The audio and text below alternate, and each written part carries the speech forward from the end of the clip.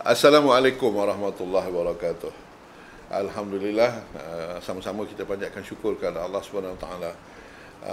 Kita baru saja mendapat berita bahawa Kebawah Duli Yang Maha Mulia Seri Paduka Baginda Yang di-Pertuan Agong telah pun mengeluarkan kenyataan bahawa pihak Kebawah Duli Tuanku menolak cadangan daripada pihak Kerajaan Perikatan Nasional yang mencadangkan supaya undang-undang darurat dilaksanakan untuk menangani COVID-19.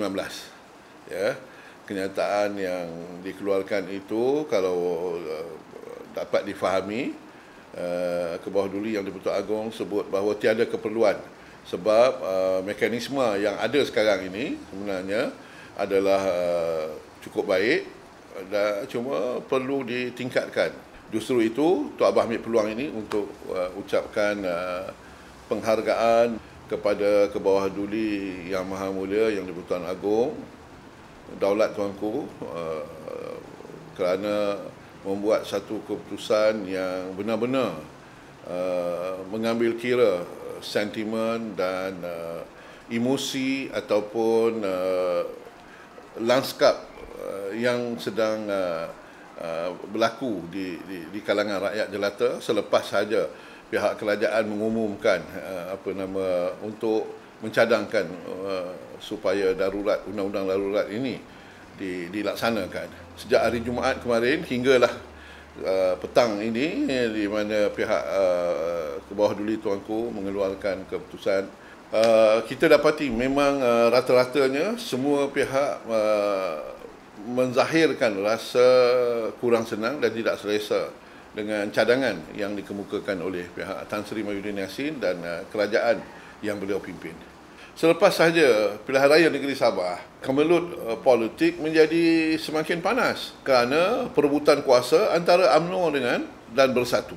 Cuma yang Tok Abah terpanggil untuk memberikan komentar pada petang ini ialah apabila ada usaha-usaha yang cuba untuk kambing hitamkan Datuk Seri Anwar Ibrahim dalam isu kemelut politik yang sedang dihadapi oleh kerajaan Tan Sri Mahyudin Yassin ini.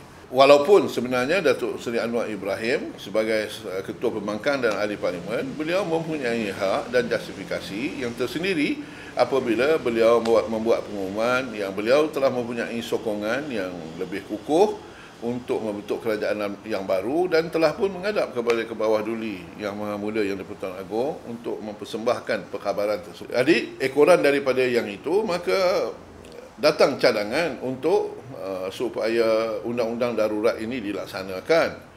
Jadi ini sebenarnya dapat dibaca oleh siapa jugalah yang mengikuti perkembangan semasa politik negara. Sebab itu bagi Tok Abah, walaupun keputusan untuk tidak melaksanakan undang-undang darurat ini suatu yang kita alu-alukan, tetapi penyelesaian kepada kemelut politik yang sedang berlaku ini tidak boleh dibiarkan begitu saja. Sebab kita mempunyai saluran sama ada dari segi perlembagaan, dari segi perundangan dan juga di institusi parlimen untuk menyelesaikan masalah ataupun kemelut politik yang sedang terjadi. Bagi Tok Abah, kerajaan Tan Sri Mahyudin Yassin sebenarnya sejujurnya lah Tok Abah bagi tahu telah hilang legitimasi untuk meneruskan pemerintahan. Tapi ini tidak bermakna kerja-kerja untuk menangani COVID-19 ini terhenti, sebab tugas-tugas dan tanggungjawab frontliner dan eksekutif yang menjalankan tanggungjawab untuk menangani COVID-19 itu boleh diteruskan. Tapi yang diperlukan ialah sebuah kerajaan yang lebih stabil, yang lebih kukuh.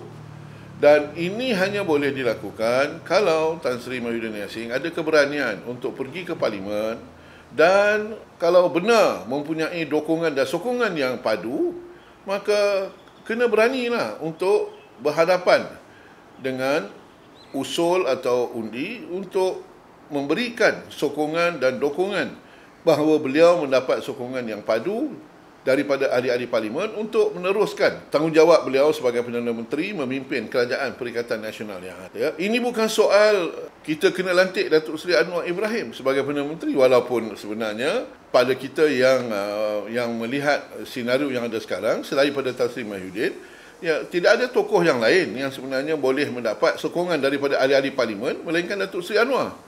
Kerana itu, penyelesaian kepada isu ini sebenarnya perlu disegerakan. Dan bagi Tok Abah, Tan Sri Mahyudin tidak boleh berlindung di sebalik COVID-19 ini untuk mempertahankan kedudukan dan kuasa beliau dan juga kerajaan beliau yang ada sekarang. Dalam waktu yang sama adalah keterlaluan untuk mengatakan bahawa kemelut politik yang ada sekarang ini berpunca daripada kegairahan Datuk Seri Anwar nak menjadi Perdana Menteri. Tok Abah dah sebut sebelum ini, sebenarnya insan seperti Datuk Seri Anwar Ibrahim dengan pengalaman yang telah beliau lalui, dengan segala ujian yang telah beliau lalui, sebenarnya beliau tidak perlu pun membuat keputusan lagi untuk menjadi Perdana Menteri.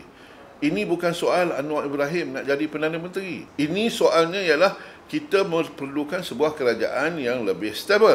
Dan untuk membentuk kerajaan yang lebih stabil, kita perlu seorang pemimpin yang mendapat dukungan ataupun sokongan yang lebih padu daripada ahli-ahli parlimen. Kerana itu bagi Tok Abah, kena ada keberanian. Kalau kita nak memastikan demokrasi di negara ini terus subur dan menjadi lebih matang, kena ada keberanian ahli-ahli parlimen kita pada sesi parlimen yang akan datang ini untuk membuat keputusan yang membolehkan sebuah kerajaan yang lebih stabil boleh dibentuk, bukan sahaja untuk menangani isu COVID-19, tetapi yang lebih penting lagi ialah untuk memacu negara bagi menghadapi cabaran-cabaran dari segi ekonomi, dari segi sosial, dari segi pendidikan dan yang lain-lain yang sebenarnya memerlukan penyelesaian segera dilakukan oleh siapa juga yang menjadi kerajaan. Kerana itu, bagi Tok Abah, keputusan istana ini memberikan suatu tamparan yang jelas kepada Tan Sri Mahyudin Yassin. Beliau tidak ada pilihan, kena tampil di parlimen untuk membentangkan bajet 2021. Soal sama ada bajet itu diluluskan atau tidak, itu terserahlah bagaimana perbahasan dan undian yang akan berlaku di parlimen nanti. Walaupun ke bawah dulu yang di-Pertuan Agong memberikan pandangan supaya semua ahli-ahli politik berfikir secara matang supaya jangan sampai kemelut politik boleh menjejaskan urusan kita untuk menangani COVID-19. Bagi Tok Abah, apa yang sedang dilakukan oleh pihak eksekutif, khususnya di pihak Kementerian Kesihatan, pihak polis, pihak tentera dan agensi-agensi untuk menangani COVID ini sebenarnya terbaik. Dan sebagai rakyat, kita beri sokongan yang padu dan sama-sama kita jaga kita, ya, untuk memastikan supaya penularan COVID-19 ini dapat kita hentikan. Tetapi isu kemelut politik yang sedang dihadapi oleh negara perlu diselesaikan.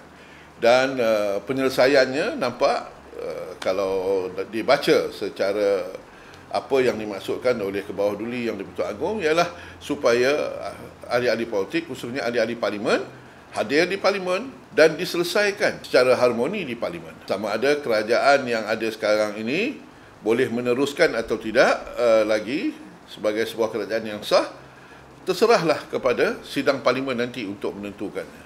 Yang penting, mesej yang cuba disampaikan oleh pihak istana ialah bajet 2021 perlu dibentangkan supaya kerajaan sama ada yang dipimpin oleh Tan Sri Mahyudin ataupun nanti kelak kalaulah berlaku undi tidak percaya kepada Tan Sri Mahyudin, kerajaan baru akan meneruskan usaha-usaha untuk memastikan bahawa penyelesaian bukan saja kepada COVID-19 tetapi kepada keadaan situasi ekonomi negara yang kita lihat cukup lemah dan memerlukan suntikan kepimpinan yang lebih baik yang boleh menerajui ke arah mengangkat semula harakat dan darjat supaya negara ini kembali semula berada di landasan yang betul dalam urus tadbir, tata kelola dan seterusnya melaksanakan agenda reformasi ke arah menjadikan negara ini sebagai sebuah negara